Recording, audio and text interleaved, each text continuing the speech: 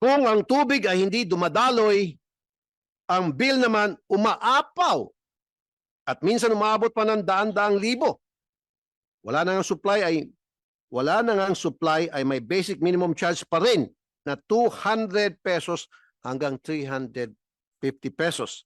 Kahit zero consumption. Nakabigla pa, nag-umento pa sila ng minimum charge kagaya ng sa Camarines Norte kung saan nagkaroon ng 2.06% dagdag singil sa kabila ng madalas na pagkawala ng tubig. Sana magan. May umabot pa sa 65,000 pesos ang water bill. Well, sa bagay, hindi nyo na po sakop to. Kasi nakapagtaka sa 6.3 million pesos lang ang total amount ng performance bond ng Prime. Hindi nyo pa po pwede silang questionin o tanungin bakit ganon samantalang isang 10 years na kayo dyan sa industriya yan, and then by the dozens ang inyo pong pinapasukang JVA at kailangan magbigay ng 10% sa capital investment para sa performance bond. Bakit ganun lang kaliit yung perang nandyan sa inyo ngayon? Mr. Chair, we could look into that because in terms of how we certify bonds, we have a process within IC whereby we certify that the bond was issued by a company that was authorized to do so. And then in that certification, we provide there a QR code, which brings you to a portal where you can check the authenticity of that Siguro pakicheck na lang po. bond. Yes, sir. We will do that, sir. We will look into that, sir. Let them explain. Anyway, wala naman masabi sa ito si Mr. Fabrique kasi presidente po kayo ng Prime? Sa lahat? You sure? You're the president? Hindi nga po. Kasi if you're the president of the company, you should be able to answer some simple questions. And then, kanina medyo naninervous pa kayo, sir. Siyempre, pag presidente, dapat malakas ang dating nyo. At lahat ng sagot, boom, boom, boom, sagot-sagot agad. Pero in your case, parang hindi po kayo presidente para sa akin. Baka ginawa lang kayong presidente kahapon lang para makatino ng hearing, sir. Sorry, sir. I'm not hindi ko minamalit yung capability mo. Kaya lang, the way you answer questions kasi kanina sa amin, parang nasi-shortchange mo kami. You're not giving the right answers to a very simple question. So, some questions. Mula pa noong 2022 ay kumikita na ng bilyon-bilyon ang Prime Water, ngunit hindi ito nararamdaman ng kanilang mga consumer, pagdidiin ni Senador Tulfo, at nagtanong kung saan napupunta ang lumalaking utang ng kumpanya na umabot na sa halos 24 na bilyong piso. Walang awang, sinabon ni Senador Raffy Tulfo bilang tagapangulo ng Senate Committee on Public Services ang pamunuan ng Prime Water Infrastructure Corp sa serye ng pagdinig sa Senado hinggil sa patuloy na pagbaba ng kalidad ng serbisyo ng tubig at mga paglabag sa kasunduan ng kumpanya sa iba't ibang local water districts, LWD, sa buong bansa. Ang investigasyon ay nakasentro sa mga joint venture agreements, JVA, ng Prime Water sa humigit kumulang 75 LWD. Iginiit ni Senador Tulfo na nabigo ang kumpanya na pag-aari ng pamilya Villar na tuparin ang bilyon-bilyong pisong ipinangakong pamumuhunan, capital expenditures o CAPEX, na nagdulot ng hindi maaasahan at mahinang serbisyo ng tubig sa milyon-milyong Pilipino. Ayon sa Senador, pumapal ang pag-supply, maraming kabahayan ang nakararanas ng matinding kakulangan sa tubig. Mababang pressure, at maging ang paglabas ng maruming tubig sa kanilang gripo. Insulto sa komite, sa isang pagdinig, tinuligsa ni Tulfo ang Pangulo ng Prime Water nang igiit nito na hindi lang sila ang may problema at hindi lumala ang serbisyo mula nang sila ang humawak. Mariing sinabi ng Senador, huwag niyo kaming bigyan ng ganyan, sir. Insulto yan sa amin.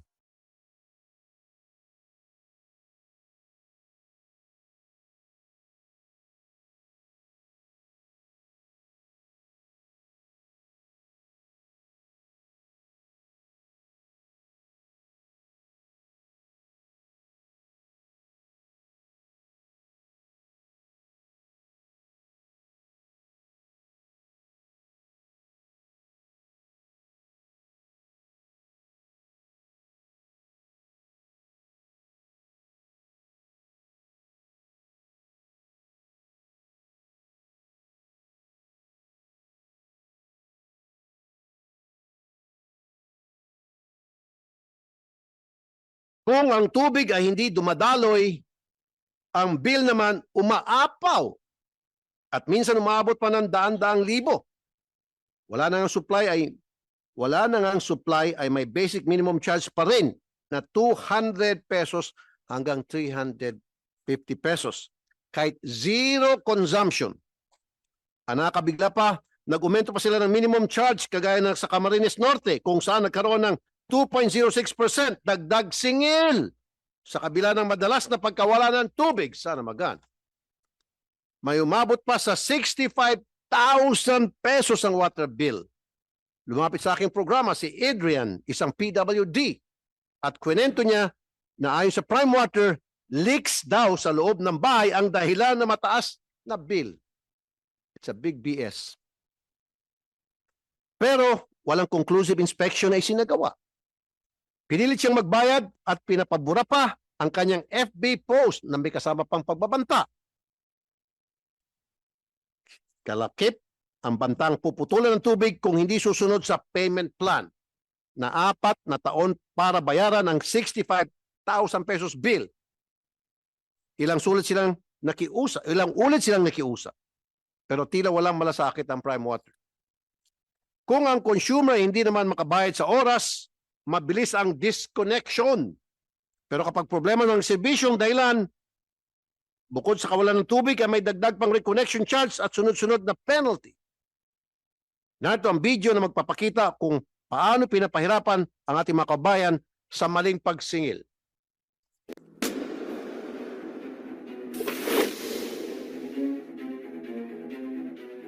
Hindi dumadating ang tubig, pero dumadating ba ang bill? Yes po. 641 plus disconnection fee na 100. I-disconnect kami pagka wala kang wala naman tubig. Sabi ko nga nung nagbabayad ako, pwede nyo naman putulin kasi wala kaming tubig. Malaki ang bill na binabayaran namin, walang tulo. Kahit na yung supply nila rito hindi consistent, yung maintenance nila hindi maayos, nag-aumento pa sila ng minimum. From 277 ngayon, 307 na yata. Ganun. Yung due date na yun, the next day talaga, pag hindi ka nakabayad, 10% agad ang patong. Kung 500 ang naging due, imagine mo, 500 yun, walang tubig. 550 na agad yun. Kasi 10% ang penalty charge nila. Pag hindi po kami nakabayad ngayong 25, katapusan po, putol po agad yan. Putol po agad yan, direkta po nila yan. Tapos pag pinakabit po ulit namin, may penalty po kami 180. Yung bill kong 1.6 ng karaan ang ano po. Pero saan po? Nasaan? Kada 3 araw nagpapadeliver po ako ng tubig. Ano? 600. Pabayaran mo 632. Pero hindi mo naman nakukonsume yung 17 liter dahil kasi ganyan ang kulay.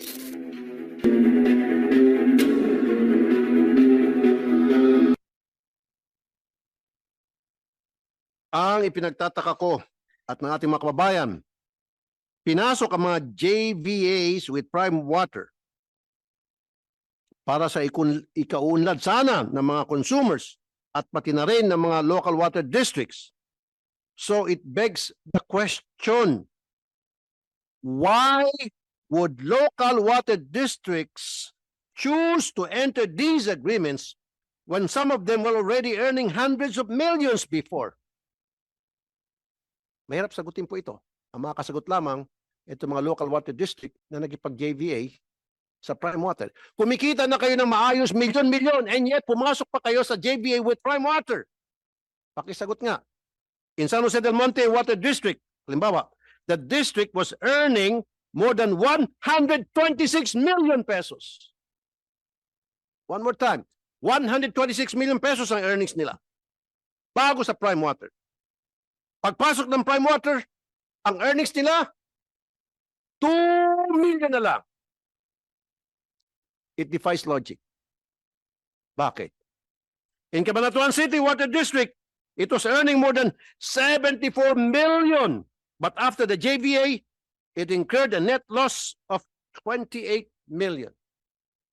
Tagaytay City Water District, the district was earning more than 55 million. But after the JVA, they posted net loss of 12 million.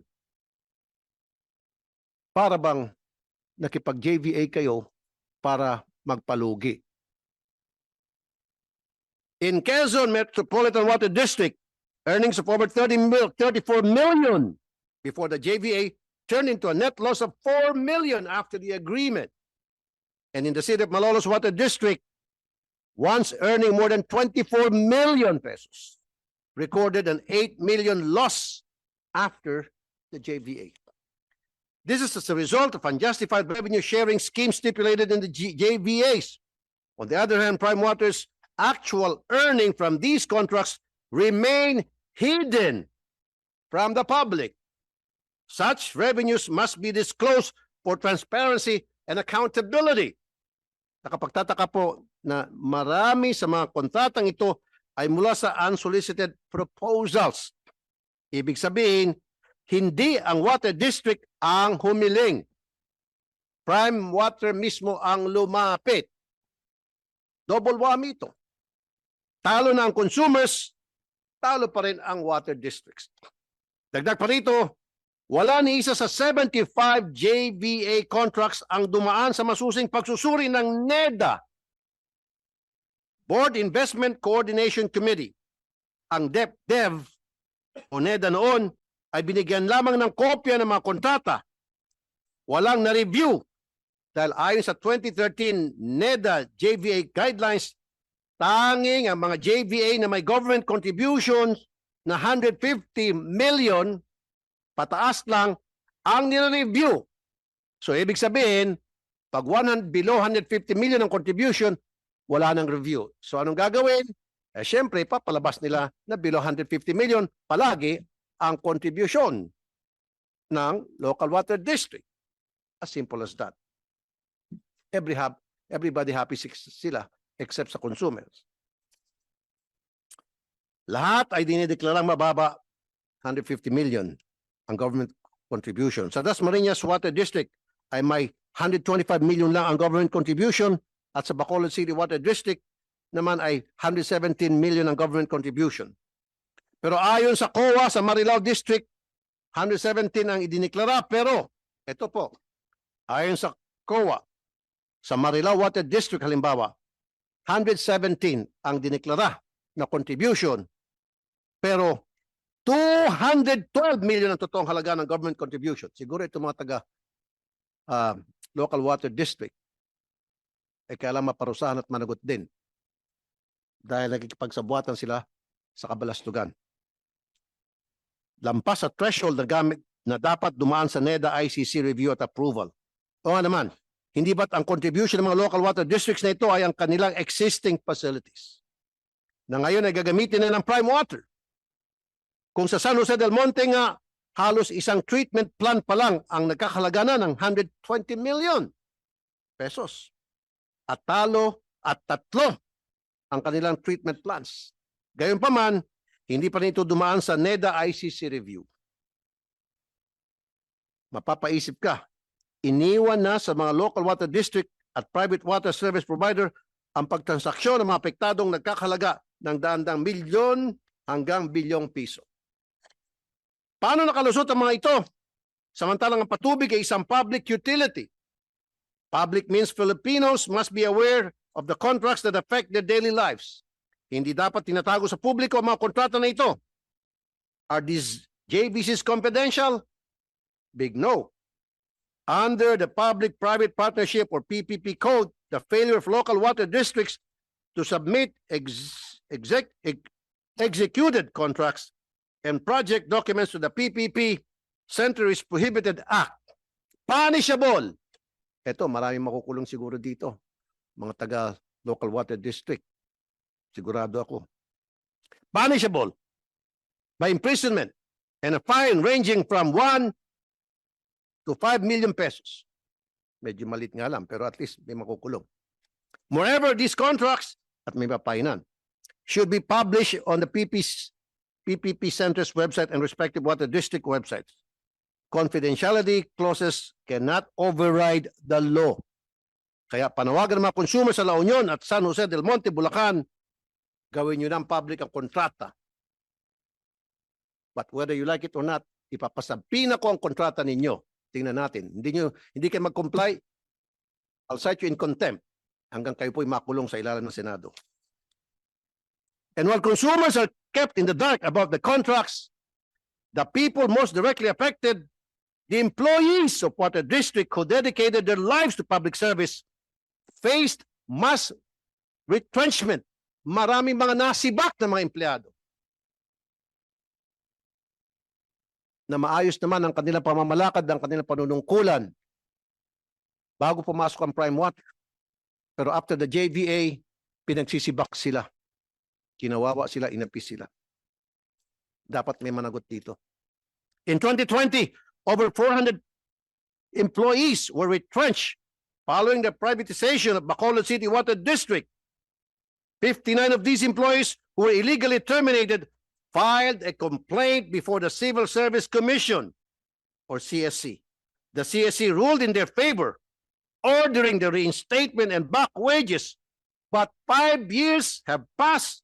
Justice remains only on paper, as the CSC ruling has yet to be enforced. So ibig sabihin walang ngipin itong ipinalabas na order ng CSC. In Metro Zamis Water District, the number of employees dropped from 111 before the JBA to only 10 permanent staff after the implementation. In Tarlac City Water District, regular employees were reduced from 188 in 2013 to just 10 by 2016. And these are only numbers from 3 water districts. Paano pag sinama-sama yung natirang 72? Libo-libo pong mga empleyado sa iba't ibang local water district ang nasibak nang sila po ay nakipag-JVA sa Prime Water. Why were these employees not absorbed when Prime Water claims to pour millions, even billions into these JVAs? This contract should have created more jobs. Dapat nga, mas maraming trabaho na create nito dahil more investments na infused ng Prime Water. Pero hindi po, baliktad eh. Nababankrupt na yung local water district na sibak pa ang kanilang mga empleyado. Isa pang problema sa Prime Water ay ang daang milyong nawawalang kita dahil sa leaks, sirang tubo o maling pagbasa ng Metro na tinatawag na non-revenue water or NRW. Kaya kung mabilis sisihin ang consumer na may sirang tubo o leak, pagsingilan na, kumusta naman po ang mga tubo at pasilidad ng Prime Water? Lagi na lang ba ang consumer ang may sala? Ang standard na non-revenue water ayon sa luwa ay 20%. Pero Marilao, 46% na ito. Sa Subic ay 40% at San Jose del Monte, Bulacan ay 35.34%. Kung bilyon na dapat ilaan ng Prime Water sa mga proyekto, bakit napakarami pa rin nasasayang na tubig? Under the Quezon Metropolitan Water District, before the joint venture, NRW was only 23.95%. But in 2023, it has risen to 36.87%. This translates to more than 91 million pesos in foregone sales. For the Camarines Norte Water District, NRW was 21.15% before the JVA. But it has increased to 39.53% according to Commission on Audit. This cost them almost 60 million pesos in lost sales. In Iriga City, NRW was already high at 26.72% before the JVA, but it still went up to 28.82% based on the COA report, and this amounts to over 15 million pesos in foregone sales. While these are some issues in the lack of CAPEX, the Commission on Audit also raised red flags on unusual CAPEX implementation under these JVAs. In Camarines Norte, actual capital expenditures tripled the water district's estimate, leading to excessive costs that are eventually passed on to consumers through recoverable tariffs stipulated in JVAs. In Santa Cruz, Laguna, the declared CAPEX lacked essential documentation, no bills of quantities, no program of work, no detailed costs, no receipts, making it impossible to validate accurately. This raises serious questions. Is this not a breach of contract? If so, should damages or penalties be imposed?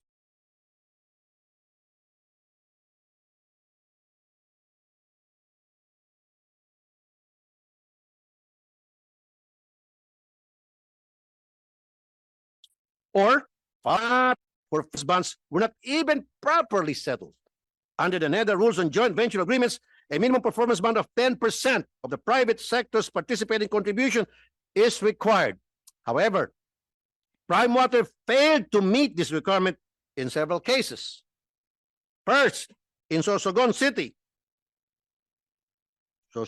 Water District, Prime Water only posted 10 million, while the required amount was nearly 160 million pesos. Paano ito nakalusot?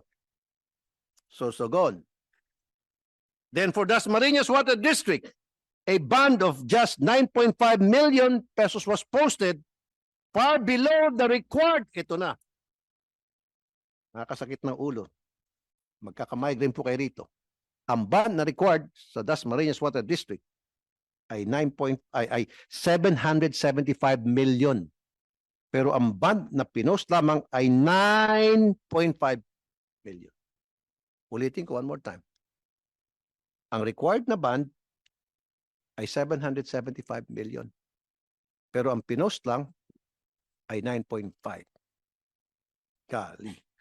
Also, the 13 Martires City Water District, Prime Water only posted 3.9 million compared to the required bond of 219 million. Milyon-milyon piso po ang pinag-usapan natin, pero nasaan na nga ba ang capital improvement? Sa Camarines Water District, nakasulat na mismo sa JVA na obligasyon ng Prime Water na magbigay ng septage and sanitation services. Pero ayon sa COA report ng 2023, matapos ang mahigit 7 taon mula 2016, wala pa ring septage facility na naitatayo o naipapatakbo. Santa Cruz, Laguna, 17 pumping stations ang na-turn over sa Prime Water. 6 na taon na ang lumipas, isa lang ang nadagdag ng Prime Water. Isa lang. Ba't pa kayo nakipag-partner kung isa lang palang dinagdag? At ba't kayo pumayag? Santa Cruz, Laguna. At yun po itinatayo sa lote ng donasyon lamang sa local water district ng isang developer. Double whammy ito. Sa San Fernando, La Union naman ay sinimulan ang 34.8 kilometers underground pipe project noong November 2024. Pero noong Pebrero 2025 ay tinigil dahil sa hindi pagbabayad ng Prime Water sa subcontractor. Ang resulta, imbes na bagong pasilidad, butas-butas na kalsada ang naiwan. Tapos wala pang safety signages. Kaya pati motorista at residente napapahamak. Anong klaseng capital investment ba ang pinag-usapan dito? Ramdam ba ito? And one last video. Magtitis po ba kami sa rasyon? Abay, maawa naman po kayo sa amin.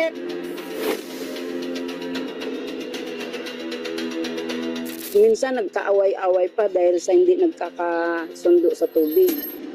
Pag wala pong deliver yung truck, yung supply papunta sa tangke, wala po talaga kaming tubig. Kahit anong salin po nila dyan, yung mababang lugar lang po ang nakakasagap ng tubig na lumalabas doon sa sinalin nila. Kami po na mga medyo matataas, wala po talagang lumalabas na tubig. Yun nga po ang problema, nasabi daw po ay yung pump ang sira. Di namin alam kung malinis yung nire-refill nila, dinadala. Minsan yung mga bata rito na sa mga balat. Nagkakaroon ng irritation. Rarasyonan nila. Minsan kulay putik. Yung kalawang. Na, siyempre, titiisin mo na lang kasi kailangan mo ng tubig eh. Mag-CR ka, hindi ka maka-CR. Yung kunting oras na tutulog mo sa gabi, yun na lang sana ang pahinga, hindi ka makakatulog. Mahirap na yung ganyan, nagkanda puyat-puyat kami. Minsan may tulo ang gripo namin, kapatak lang ang tulo.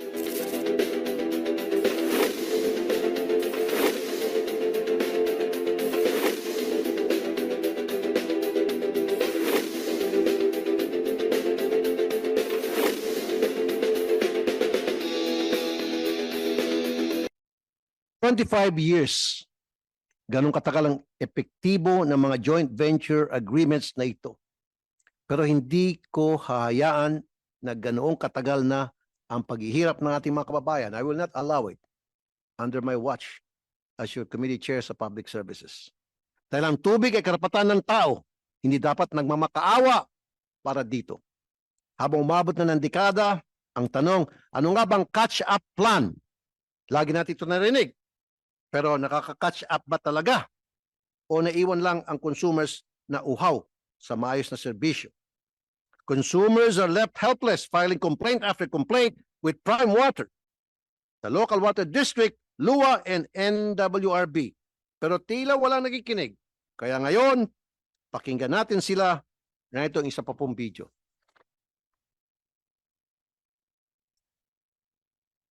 Naiyak ako eh. Kasi lagi na lang po kami puyat na puyat. Totoo lang kagabi po, 40 na naman po yung sugar ko eh. Kunti na po kita po sa ospital. Lagi na lang po mapapakakapuyat sa tubig na yan. Eh humingi po kami tulong sa Rapi. Tulungan niyo po kami. Mamamatay po kami makasigap dahil sa tubig na yan. Crime water yan, hindi yan prime water. Hirap po eh.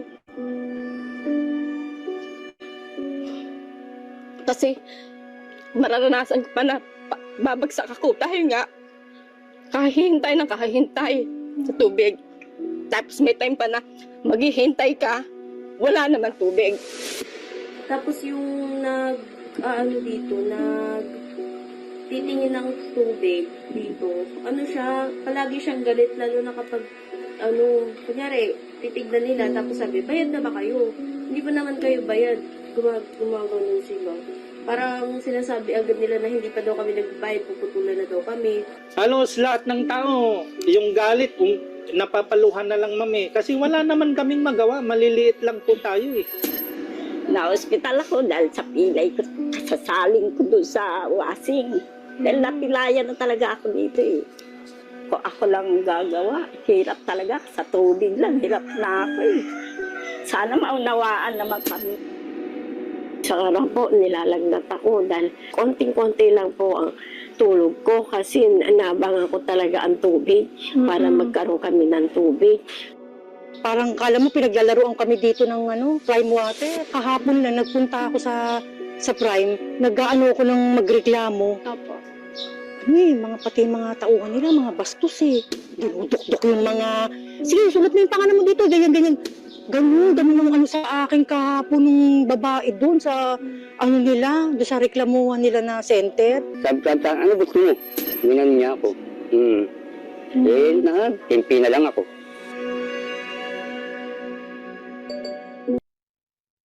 Ladies and gentlemen, we are here today to examine why these contracts were executed with no oversight. In Bacolod City, from 2022 to 2024, Prime Water did not even secure a business permit from the LG, which is required. The problem is not only the unfair stipulations, it is also government oversight, overlapping responsibilities of LUA, NWRB, DILG, COA, DepDev, PPP, at marami pang iba. Different yet overlapping roles mean there is no clear framework. Kaya onerous contracts ang resulta. To address these gaps, I filed a bill creating the Department of Water Resources Management as a centralized agency for planning and policy. And establish the Water Regulatory Commission, an independent body tasked with overseeing the performance, compliance, and service delivery of all water providers, both public and private. Nakita po natin na higit sa 100 billion peso ang pinangako sa mga kontrata, pero nasaan na po? Napako. At the expense of the Filipino people. Mga proyektong dapat bumuhos nawi sa patak-patak. Ang tubig ay isang public utility na hindi dapat maulit na mga ganitong kontratang may epekto sa bawat Pilipino na hindi alam ng taong bayan. In this hearing, we will not only listen to our people's problem, we will take action to make water flow where it should to every Filipino household. The priority is clear. Water is a right, not a privilege. Maraming salamat po. And now, may I ask my colleague, Senator Rizon Tiberos, to make her opening statement. Ma'am? Salamat, Mr. Chair. Magandang araw po sa inyong lahat. Maraming salamat sa ating committee chair, Senator Raffy Tulfo, sa pagkakataon na talakayin ang matagal nang inaabangan na pagdinig sa palpak na serbisyo ng tubig sa iba't ibang bahagi ng bansa. Sigurado pong nakatutok ang marami nating kababayan sa dami ba naman ng reklamo na natatanggap natin sa kawalan ng maayos, malinis at maaasahan na supply ng tubig. Nakita na natin ito sa iba't ibang lugar. Sa San Jose del Monte, Bulacan, halimbawa, napabalita kung paano iniinda ng mga residente ang mahal na singil. Kahit lagi namang mahina ang supply ng tubig. Isang linggo daw, may tubig ng ilang oras lang, tapos wala na naman. Sa Bacolod, may tubig nga pero mataas ang turbidity, maitim ang kulay at hindi ligtas inumin ng pamilya. At sa ilang parte ng Cavite, holy water na ang tawag ng mga tao sa tubig sa gripo. Hindi dahil banal ang tubig, kundi milagro na lang kapag may lumabas na tubig. Kapag nagreklamo, pinagpapasapasahan lang daw sila sa iba't ibang opisina. May water crisis tayo. Dala hindi ng tagtuyot o kawalan ng tubig, kundi dala ng kapabayaan. Ang mga aberyang ito ay bunga ng mga kontratang pinasok ng water districts kasama ang iba't ibang pribadong kumpanya gaya ng Prime Water Infrastructure Corporation, Manila Water Philippine Ventures, Metro Pacific Water Investments Corporation at iba pa. The system is clearly broken. Multiple institutions and regulatory mechanisms are failing to protect our consumers, and we have to know why. We also need urgent solutions. Dapat umakson at kumilos agad para matuldukan yung one-sided joint venture agreements kung saan talo ang consumer. All agreements on water provisions must feature strong and automatically enforceable penalties, including sharp cash bonds. Kung sablay ang water provider, dapat silang pagbayarin. Dapat may ahensya ring malalapitan at masusumbungan ang mga consumer at hindi yung pinagpapasapasahan pa sila. Mr. Chair, if I may, I have the report for the whole Prime Water individually. I cannot read it separately. No, you don't have to read it. Just answer me directly, direct to the point. Wala nang paligoy-ligoy. Bakit nga po, ulitin ko, sir, paiksin mo na. Huwag mo na akong paligoy-ligoyin dito. Wala akong oras, hanggang alas 3 lang tayo dito at marami pa magsasalita. 904 million pinangako in the next 5 years maging investment ng Prime Water dito sa Surigao Water, Metro Surigao Water District at 62 million lang ang na-deliver. Bakit, sir? Sagot. Sir, ganito po siya, no? Parang overall sa water district ng Prime Water na nakapartner namin. Yeah, we do. Surigao lang po, sir. Bakit? Surigao muna. What at a time? Actually, sir, we prepared po kasi for the branches that was invited here, the 16 branches, and Surigao is not part of it. So I'm prepared to answer for the 16 branches po. So ano yung mga 16 branches? Yung nakalist po sa invitation. Pero sir, taka muna, di ba sinabi ko na sa'yo kanina, alam mo naman na pag-uusapan natin to, alam mo naman itatanong ko ito. And yet, hindi mo dala yung information na kailanganin namin at ang gusto mo sa susunod na hearing? Okay, sige, next. Sa Cabanatuan City, 503 billion ang estimated project. Nangako kayo sa Cabanatuan City Water District ng 716 million pesos na investment in the span of 5 years. Pero ang inyong na-deliver lamang ay 262. Why? Mr. Chair, as per our record, our commitment from the start to 2014, we are supposed to be to deliver 1.2 billion and we delivered 600 million, Mr. Chair, not 200 po. Galing po ito sa COA.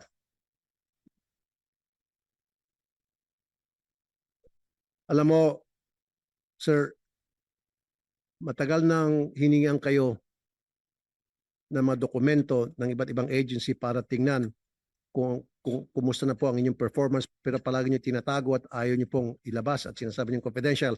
Dito, hindi niyo pwedeng itago sa amin yan because sabihin ko yung mga dokumento niyo lahat. Pati toilet paper siguro ninyo, isasabihin ako. Tingnan natin kung anong tigas mo dito.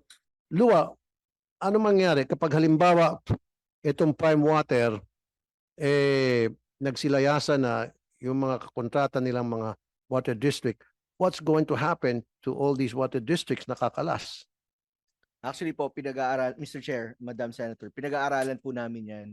Ang impact kasi once these water districts kumalas o babalik yan sa pure jurisdiction ng LUWA lang. Kasi ang LUWA, pwede lang kausapin, water district lang po. Pag kumalas yan, diretso yan sa LUWA. From then on, titingnan namin yung capabilities namin to lend, engineer, or paano patutulungan itong mga water districts na to po. Kasi kung ang obligations po ng joint venture partner nila runs in the billions, hindi po namin kakayanin lahat yan. Uutay-utay lang po namin yung budget namin kung ano man yung meron kami, both sa government subsidy saka internally generated funds ng LUWA. Yun lang po ang pagkakasyahin namin sa mga water districts na to. Okay, pero nung nakipag-enter into JVA, itong water district at saka Prime Water, hindi nyo ni-review yung kontrata? Mr. Chair, Madam Senator, that's a good question. We were kept out of the loop. Why? Meron po mga pronouncements na kailangan daw mandatory ganyan, pero non-voting po kami noong time na yon. In fact, we've submitted the joint venture agreements, wala hong pirma doon ng LUWA. Ni wala mang In-exclude kayo? Wala ho. I've checked. In fact, an administrator actually said, wag na kayong umattend sa mga meetings niyan kasi hindi naman tayo bumoboto, hindi naman daw napapakinggan. So, Administrator Lapus, who passed away, said that wag na tayong pumunta. So, if you take a look at all those joint venture agreements, wala ho dong LUWA na nakapirma. In fact, nahirapan pa kaming kunin yung ibang kopya. So, ibig sabihin, hindi ka nabigyan ng power under our law na mag-review ng kontrata JVA between the water Wala district ho. and In Prime fact, Water? meron ring OGCC opinion na hindi nga kami mutuo proprio pwedeng mag-imbestiga. Galing mismo sa OGCC, Meron po. Ang ano dyan, I'm happy that the Public Service Act was passed, was amended. However, it did not give LUWA more powers.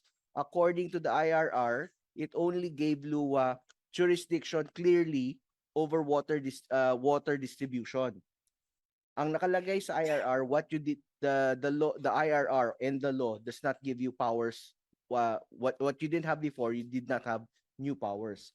We did not have jurisdiction or power to settle actual controversies. Wala pong ganon. Rate setting lang po kami and regulation.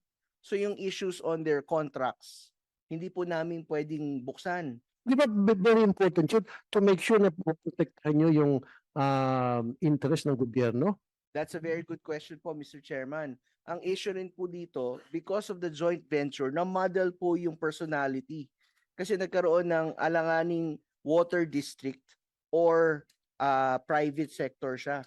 In fact, in ibang mga rates po nila, hindi dumaan sa LUWA. So merong ganong klaseng confusion in the law. So that was a problem. And in fact, nung last year na-appoint ako, halos lahat sila na nandito nakarating sa office ko. Yung lahat ng problema dyan, tinitingnan namin. And yung powers ng LUWA. Wala ho kasi kaming effective regulatory teeth na umalis ka yan, hindi po pwede yan, or i-invalidate yung kontrata na yan. Pwede namin pakialaman yung regulatory standards, equipment, rates. Other than that, PD 198 did not give that power. But hindi naman to naisipan ng PD 198 na may ka-joint venture partners. We are a 52-year-old agency. Hindi pa to na naiisip ng gumawa ng batas ng panahon na